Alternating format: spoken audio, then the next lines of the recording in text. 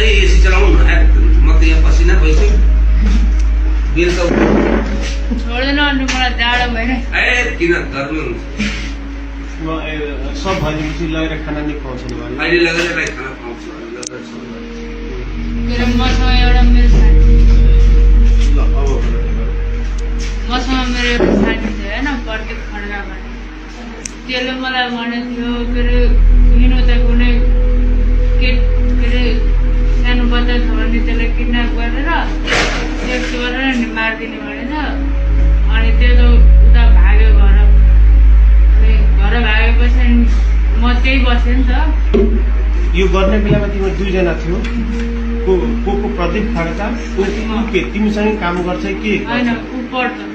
ऊ पढ्छ कहाँ बस्ने कता हो ऊ पनि सिमरामै हो सिमरामै बस्ने हो घरभन्दा कति टाढा बस्छ हो तिम्रो मेरो घरभन्दा 10 मिनटको बाटो 10 मिनटको बाटो छ त्यो दिनको बिहानदेखि घटना बताऊ त बाबु साँचो साँचो के भयो जसले हामी दुईजना त्यसलाई लिएर आयो होइन यता तिमीले भन्यो नि त्यो दिन बिहान म वीरगञ्ज आएँ के भयो पत्लाबाट वीरगञ्ज गएर वीरगञ्जबाट स्टाफ पुऱ्याएर अनि घर आयो नि अनि त्यसलाई पनि लिएर आयो म सिमराबाट उठाएँ त्यसलाई आफ्नो साथीलाई अनि यहाँ ल्याएर बस्यो अनि हामी दुईजना मन गऱ्यो सेक्स गर्न होइन अनि के अरे हामी आयो यता अनि त्यो बच्चाहरू खेलिरहेको रहेछ हामी खेल्न गएको होइन बच्चाहरू खेलिरहेको रहेछ अनि त्यहाँबाट चक्लेटको लालच दिएर कतिजना बच्चाहरू खेलिरहेको थियो 3 जना थियो 2 जना केटा थियो एउटा केटी थियो अनि केटी चाहिँ यही डर के अरे गढीमा रहेछ पहिलेबाट चिन्थ्यो त्यो नानुलाई चिन्दैन थियो जबदेखि त्यो गाडी चलाउन थाल्यो नि अनि कहिले काहीँ गाडीमा के अरे खेल्न आउँदो रहेछ त्यो खेल्न आएको समयमा म हुँदैन थिएँ त्यहाँ अनि के अरे अस्ति चाहिँ भेटाएको थियो अनि त्यसलाई नि गर्नु मन लाग्थ्यो घरमा कोही पनि थिएन त्यसको नि कोही पनि थिएन मेरो नि कोही थिएन लिएर आयो जति मन गर्यो चक्लेट किन्यो अनि त्यो त्यहाँबाट भन के भयो चक्लेट किनेपछि अनि त्यसलाई लिएर गयो होइन म एक्लै गएको अनि चक्लेट किनेर आएपछि के भयो त्यहाँ गयो बच्चाहरू खेलिरहेको थियो बच्चाहरू खेलिरहेको थियो त्यो प्रत्येक पनि त्यही थियो तिनीहरूले हेरिरहेको थियो म चक्लेट किनेर आएँ अनि चक्लेटको लालच दिएर लिएर गयो त्यसलाई अनि दुईटा भाइहरूले के गर्यो त्यो भाइहरूलाई चाहिँ थोरै थर्काउनु बित्तिकै रुँदै घर पुगेछ अनि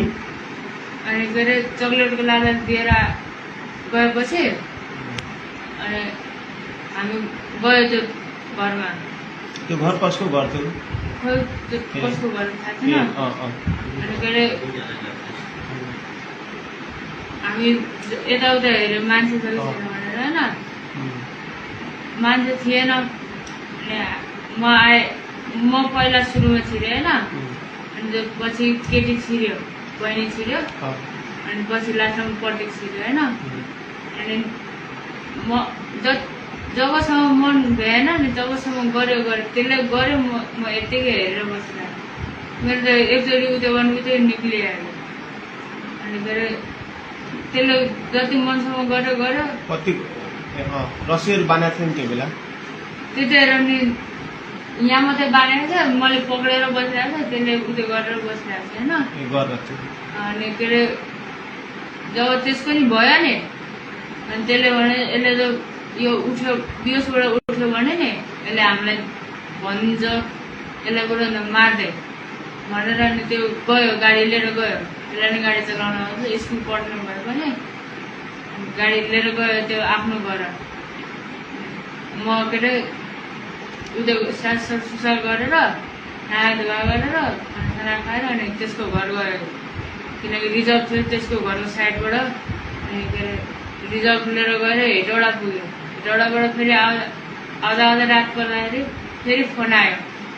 के अरे भेटाएन भनेर फोन आयो होइन फेरि त्यसको भोलिपल्ट पनि फोन आयो त्योबाट पनि भेटाएन भनेर आज फोन आएको थियो भेटायो भनेर आज फोन आएको थियो अनि त्यो रस्सी बाँध्यो तन्नामा राखे कतिखेर जब भ्यायो नि हामी दुईजनाले त्यो निक्ल्यो अनि म एकैछिन बसेँ त्यहीँ त्यसपछि आए त्यतिकै लट्केको अवस्थामा छोडेर ढोकालाई चुकुर लगाइदिए तिमीले रस्सी बाँधेर लट्काइदिएको के अरे चुकुर लगाइदिए त्यो रस्सी र चन्ना कसले लिएर आयो चना र रस्सी त्यही थियो त्यही नै थियो यो पनि झुटो बोल्दैछ तिमी नढाटिकन भनेको अहिले चाहिँ नढाटिकन हो त्यही थियो जम्मै अनि म आएँ होइन नुहाएर खानासाना खाएँ अस्तिको कुरा भयो त खानासाना दिएको थियो माया गरेको थियो त्यो दिनमा त फर्स्ट दिन थियो गाडी लिएर एक्लैले कुदाएको फर्स्ट दिन थियो अनि ल्याएर आयो खानासाना खायो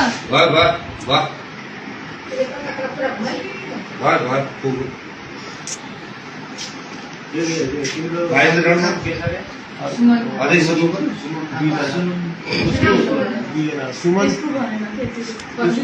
प्रदीप खड्का र तिमी सुमन लामा सुमन थापा तिम्रो नाम चाहिँ के हो सुमन अनि तिमीसँग त्यो गएर त्यो पनि सेक्स गर्ने एकजना तिम्रो साथीको हो प्रदीप खड्का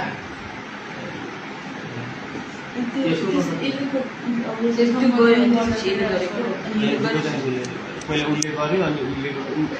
गर्दा उसले समातेको थियो पहिला तिमीले गर्यो अनि पहिला त्यसले गर्यो अनि पछि मैले गर्दाखेरि चाहिँ के भयो मेरो झरिहाल्यो कि एकैछिन अनि तिमीले गर्दा उसले गर्दा तिमीले बच्चालाई समातेको थियो अनि तिमीले गर्दा उसले समातेको थियो उसले समातेन ऊ भाग्यो गाडी लिएर भने थुनायो गाडी त्यहीँ राखेको थिएँ त्यो जहाँ अहिले गाडी लागिरहेको छ नि त्यहीँ राखेको थिएँ अनि तिमीले कति बजे तिमीले गरेको 9 बजे ठ्याक्कै भ्याएर अनि घरमा गयो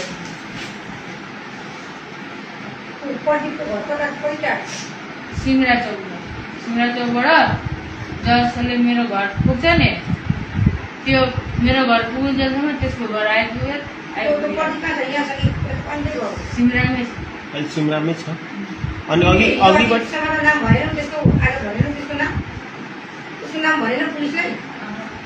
डर लागेको थियो हल्का किन म त सिमरामा छु एक्लै छु छुटिहाल्छु जस्तो लाग्यो मलाई नै लास्टमा म कलाई नै आइपुग्नु पऱ्यो नि त त्यसो हल्का डर लाग्यो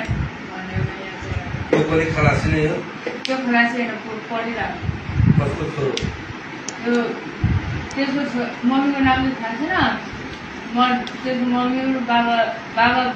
ब्रिटिसहरू हो मम्मी चाहिँ विदेश हुनुहुन्थ्यो भनिरहेको प्रदीप खड्का नाम छ तिमीले जत्रो मैले त 16 वर्ष घर